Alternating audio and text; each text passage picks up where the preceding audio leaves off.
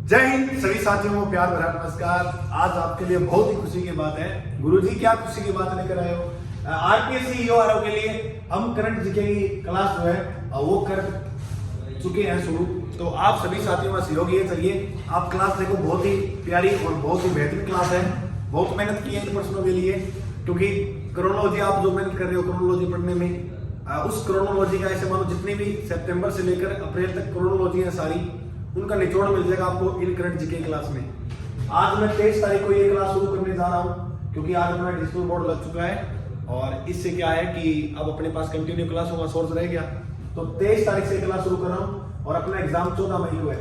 काफी दिन पड़े हैं, लगभग 46-47 के दिन पड़े हैं और 46-47 दिन के अंदर मान के चला मैं करंट जीके जो है वो आपका अप लेवल पे कर दूंगा। वो आपको पता लग ही जाएगा, क्योंकि ये इसलिए करने की शुरुआत करने की बात इसलिए आ गई क्योंकि साथियों में मैसेज आ रहे थे कि गुरुजी करंट जीके दिक्कत आ रही है, अब नहीं आएगी।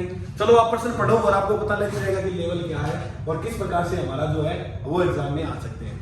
अब वे पहला प्रश्न आपके सामने आ रहा है, बिल्कुल ध्यान से सुनना चाहिए, लिखना मत। 2 स्पीड में देख लेना।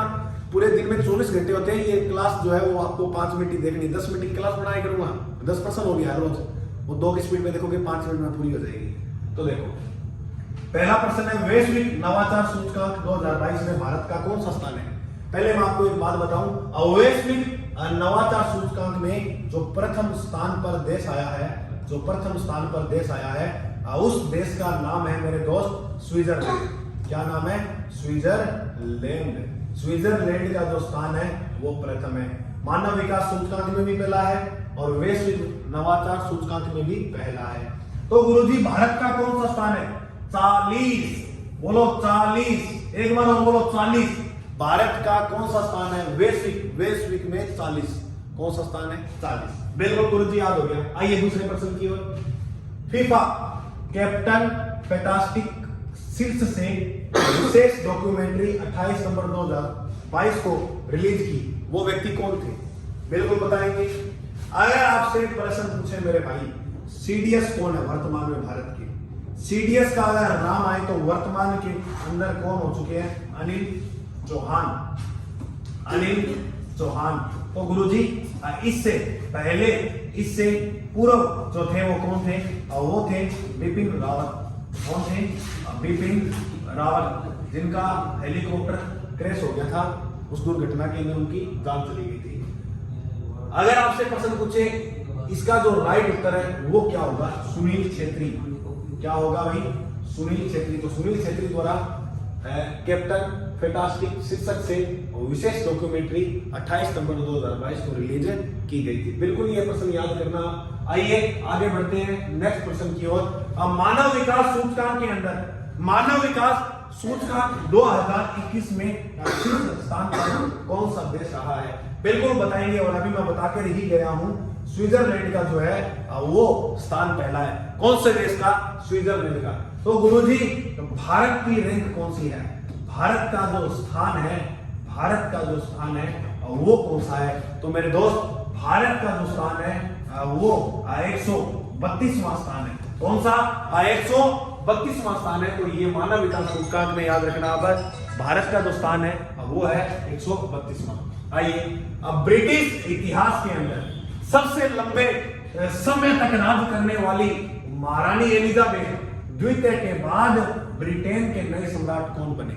ब्रिटेन के जो नए सम्राट है, ब्रिटेन के नए सम्राट, इनको कहना गुरुजी अभी क्लास में।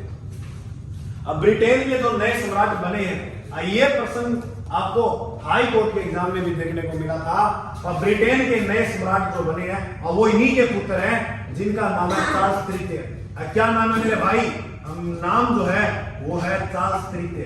क्या नाम है? एक बार और बोलो, चार्ल्स तृतीय। तो ब्रिटेन के सम्राट वर्तमान में कौन है? चार्ल्स तृतीय। आइए नेक्स्ट प्रश्न की ओर। मंत्री स्तरीय संवाद 2+2 किन 2 देशों के मध्य हुआ है? देखो ये किस तरह का संवाद है मेरे भाई? मंत्री स्तर का, मंत्री स्तर का संवाद है। नाम है 2+2। देखो याद कैसे करना? पहले तो ये देखो इसका जो आयोजन, क्या भाई इसका जो आयोजन हुआ है वो कहां पर हुआ है? तो मेरे भाई इसका जो आयोजन हुआ है वो हुआ है टोक्यो। कहां पर हुआ है? टोक्यो। टोक्यो किसकी राजधानी? जापान। जापान की राजधानी टोक्यो, तो इसमें आपको नाम दिख रहा होगा जापान, बिल्कुल जापान दिख रहा है, तो नाम भारत में दिख रहा होगा। ये दो देशों के मध्य 2+2 संवाद हुआ है, जिसमें नाम है जापान व भारत, जापान व भारत, जापान व भारत। आइए नेक्स्ट प्रश्न की ओर। छठा प्रश्न आपकी स्क्रीन पे आ रहा है, किस देश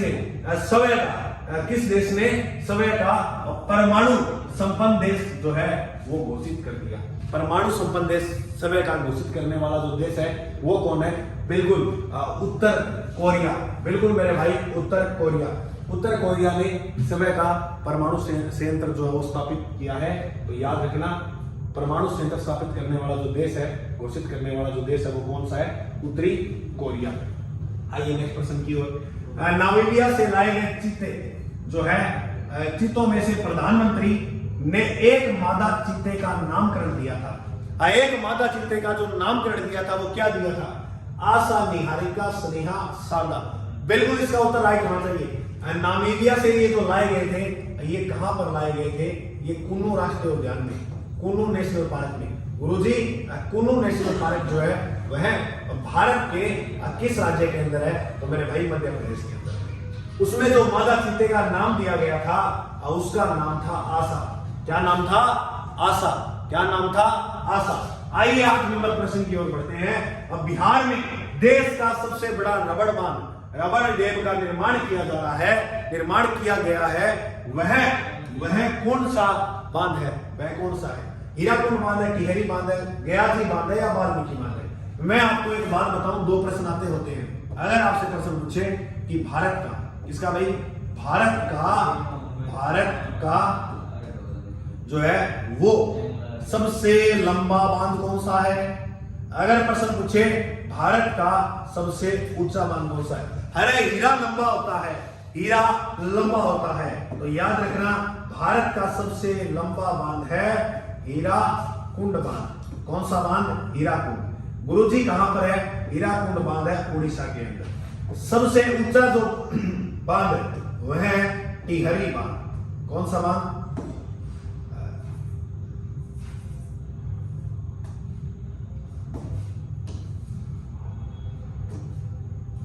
एक मिनट दोस्तों। तो ऊंचा सबसे बांध अगर पूछे तो हम करेंगे टिहरी बांध। और गुरुजी, टिहरी जो बांध है वो भारत के कौन से राज्य में है? वो है उत्तराखंड के अंदर। ये उड़ीसा के अंदर है, ये उत्तराखंड में है। तो इसका जो राइट हो जाएगा, बिहार में जो बांध है रबड़ सबसे बड़ा वो है गयाजी बांध, गयाजी डैम, गयाजी बांध। कहां गयाजी? बिहार गयाजी, बिल्कुल। आइए UNESCO global network of learning cities में भारत के 3 शहरों को शामिल किया है। इन 3 शहरों में शामिल नहीं है, वो कौन सा है जो 3 शहरों में शामिल नहीं है?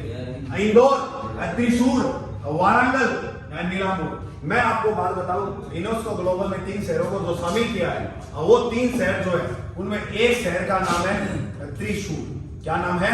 त्रिशूर। दूसरे शहर का जो नाम है वो है नीलांबूर। दूसरे शहर का जो नाम है वो मेरे दोस्त क्या है? नीलांबूर। और तीसरे शहर का जो नाम है वो है वारंगल। वो क्या है? वारंगल। ये दोनों केरल में, ये दोनों केरल में। वारंगल जो है वो तमिलनाडु में। कहां पर है? तमिलनाडु में। तो इसका उत्तर जो राइट रहेगा वो क्या रहेगा? वो रहेगा इंदौर। इंदौर का नाम शामिल नहीं है। इंदौर जो है, इंदौर इसे स्वच्छ शहर घोषित किया है। क्या किया है? गुरुजी थोड़ा सा धीरे बोलिए। इनको क्या घोषित किया है? स्वच्छ शहर। ठीक है, बिल्कुल। अब लास्ट प्रश्न आ रहा है आपकी स्क्रीन के ऊपर, इसको गलत नहीं करिएगा। आदि महोत्सव, कौन सा महोत्सव? आदि महोत्सव 2022 कोटा किस जिले में आयोजित किया गया है? बिल्कुल मेरे भाई ये भी बता देंगे, ये भी बता देंगे। और वो जो जिला है उस जिले का नाम है उदयपुर। उदयपुर के अंदर जो है वह आदि महोत्सव को क्या है? आयोजित किया गया है 2022 के अंदर। कैसे लगे प्रश्न आप जरूर कमेंट में बताइएगा। ये क्लास मेरे को लग रहा है आपके एग्जाम के अंदर बहुत ही खतरनाक बेहतरीन सिद्ध होगी। तो कंटिन्यू देखते रहिएगा, सिर्फ 5 मिनट निकालिए, आपको लाभ मिलेगा। जय हिंद, मिलते हैं अगले बार।